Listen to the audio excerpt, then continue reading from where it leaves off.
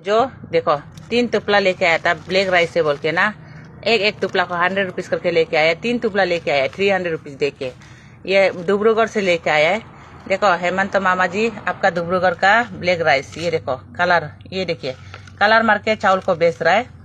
ये ऐसा कोई कलर मार के चावल को बेचता है ब्लैक राइस बोल के, सफेद चावल को ब्लैक चावल बोल के, ब्लैक राइस बोल के, सफेद राइस को देखो सफेद वाला को कलर मार के।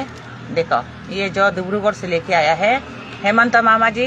आपका असम तो इतना हम लोग हेमंत मामा जी बहुत अच्छा से रखता है बोल सुना है, लेकिन ये देखो केले मिली काम चल रहा है। ये सब देखिए, ये सब खाने पीने का चीज में कैसा कलर मार के रखा है।